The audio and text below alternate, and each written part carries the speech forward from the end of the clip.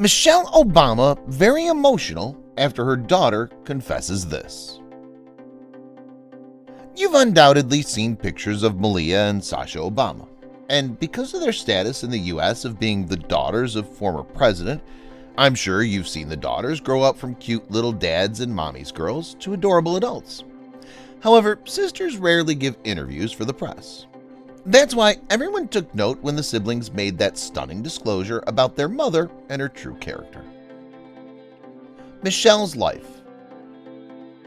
In addition, despite Michelle Obama being one of the world's most recognizable figures, she hardly gives the public a peep into her private life.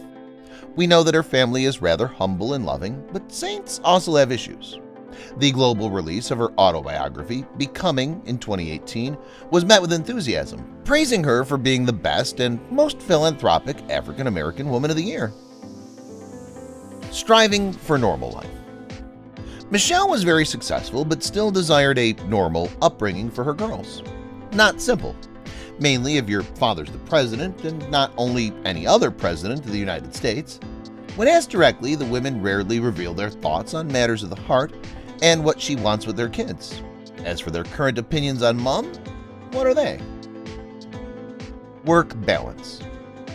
While their father was in office, Sasha and Malia Obama were relatively quiet and away from the public eyes. This is understandable given that they were only 7 and 10 years old when their family moved into the White House.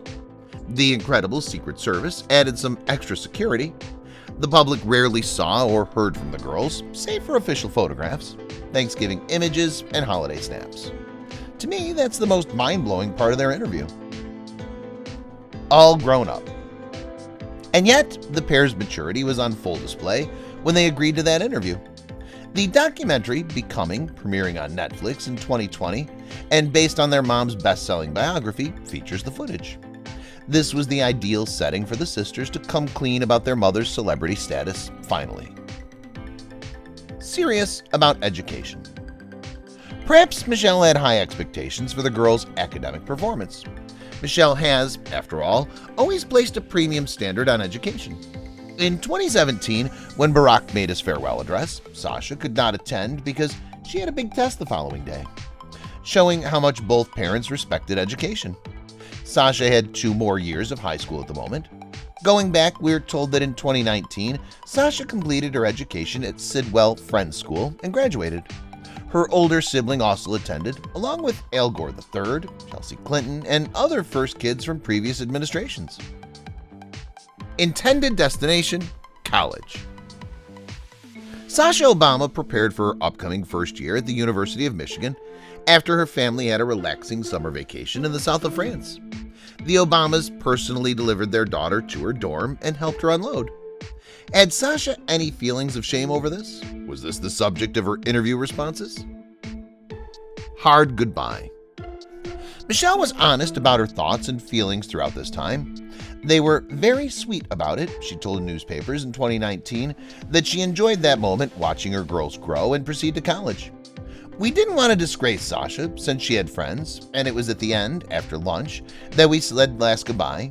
It was hard to let them go away. College life.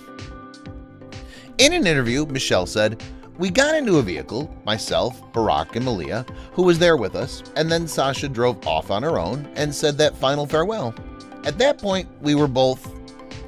Since Sasha's classmate have been reluctant to disclose information about her, we don't know much about her at the time of the university. The question now is, where does Malia fit in? Acclaimed stagehand. Barry gushed in an interview with Andy Cohen of Watch What Happens Live. Malia was excellent. She's such a brilliant, gorgeous young lady. No one took her seriously as an administrative assistant. Even though she put out a valiant effort, we were unable to accept her as one. She made a lot of effort, however, so that's something. Holidays and days off. Okay, so Malia skipped 2017 and went on an extended break. Traveling to Peru and Bolivia was the highlight of that time period. She also completed an internship at an indie film studio, where she assisted with the creation of the TV space drama Extant, created by Steven Spielberg. However, Halle Berry has been mum about her experience with Malia. A respite from madness. Malia also took some much-needed family time, traveling to Bali and attending the Lollapalooza Music Festival in Chicago with her sister Sasha.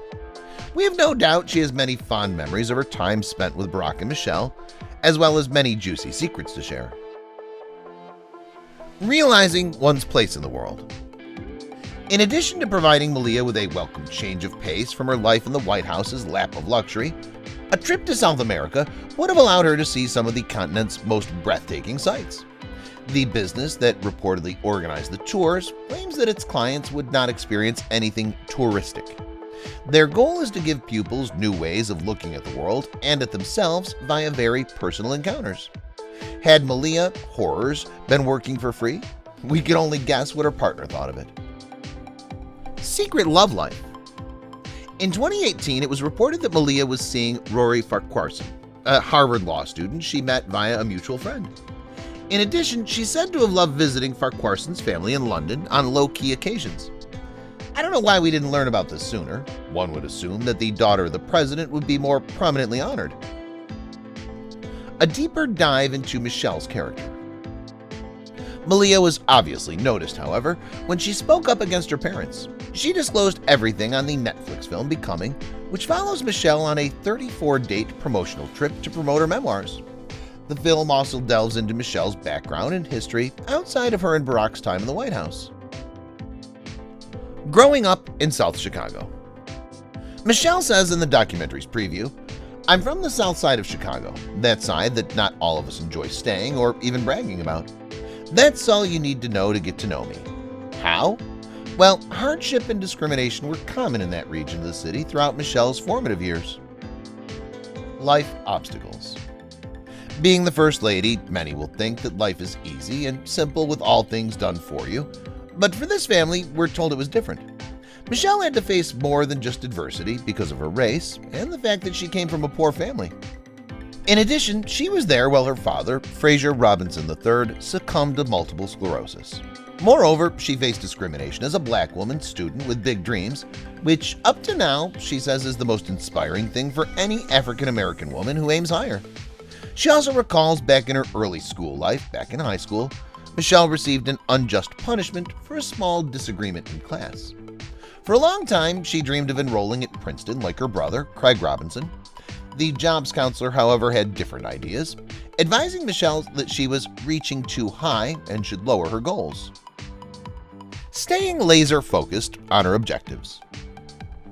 Even yet, Michelle seemed unfazed. As she believed she had a better grasp on herself and her talents than the guidance counselor, she applied to Princeton. In her autobiography, she says, "I wasn't going to allow one person's view upset what I believed I knew about myself." Michelle resolved herself and went back to work as usual. Doing it herself. After waiting half a year, Michelle finally heard back from Princeton that she'd been accepted. Still, it seemed she swallowed her pride and didn't take advantage of the counselor's error. She said, "I hadn't needed to show the counselor anything in the end. No one was looking except me." Nothing scares Michelle. Confidence issues, if they existed at all, were quickly resolved at the prestigious Princeton University. Michelle said, "I tried not to feel frightened when classroom talk was dominated by male classmates, which it frequently was. After hearing them, I concluded that they were just like the rest of us and not very bright. The fact that history had never taught them otherwise just boosted them on an ancient wave of dominance." Unlike the others, she deviates. The book and film Becoming center on this kind of self-determination. The former First Lady often encourages people to find their own inner power and strive for greater excellence. In an effort to defy social norms, she nearly turned down Barack as a potential boyfriend. Life before the White House. Michelle discusses her reluctance to begin a relationship with her future spouse in the documentary. A number of different talk show presenters, including Oprah, Stephen Colbert, and Reese Witherspoon, include interviews with Michelle throughout the film. In addition, the ex-First Lady is known to be very open and honest about her life before she became First Lady. Okay, so what precisely happened with Barack? Too cliche. So, Michelle moved to Chicago after finishing her studies at Princeton and began working at a law firm. To top it all off, it was the same company where Barack worked. But Michelle turned down his early approaches because she believed they were cliche. They'd been anticipating something like that. You two are very in love. You two have the same racial background. You're both black. I thought, this is going to be fantastic, she thought in the film. Putting her goals on hold. Not surprisingly, Michelle gave in to Barack's charms in the end. Soon after, in 1992, they tied the knot. And on July 4th, 1998, their first child, Malia, was born. In June of 2001, Natasha, also known as Sasha, joined the family. As a result, the new mother and wife sacrificed her own job aspirations for the sake of her husband. Personal stings. Michelle Obama's support for her husband's presidential bid in 2008 was significant. Many people related to her no-nonsense attitude, courage, and wry humor. It's true that not everyone fell under the influence of the future First Lady of the United States' feisty charisma. At times, the criticism of others hurt her. Wild allegations. The documentary focuses on the time Michelle and Barack bumped fists while campaigning. At the time, several outlets falsely reported that the motion was a terrorist fist jab. And when a parody depiction of the Obamas as jihadis was published in The New Yorker, Barack was suddenly labeled anti-American by others. Unexpected attention. Michelle suffered through some very severe abuse at the time. The only thing she's willing to say is how much pain she's in. She writes in Becoming, one's spiritual anatomy would presumably alter as a result. Though she'd been quite involved in her husband's campaign, she had not anticipated becoming the subject of so much criticism. Feeling the attacks. The media went after me as they went after candidates, Michelle says of her experience in the film. Just like that, it caught me off guard. A turning point in the fight against racism in the United States, according to some, was Barack Obama's election as president. Michelle, though, saw many of the same warning flags she'd seen since childhood. In addition, her two girls saw their mother being handled poorly. Ignore the crazy. Since Malia and Sasha spent so much of their childhood in the White House, it's only natural that here is where they've been the most comfortable. Despite the challenges, Michelle and Barack Obama wanted their girls to have a typical childhood. The daughters were instructed to act like all the turmoil surrounding them wasn't occurring whenever their father's position caused an upheaval in their lives. The fact that dad has a job doesn't alter who you are. Michelle sat down with Gayle King at the 2019 Essence Festival to talk about raising her girls. For 8 years, she said, we're just like, yep, your dad's president. Nothing about that pertains to you. Get your behind end to class.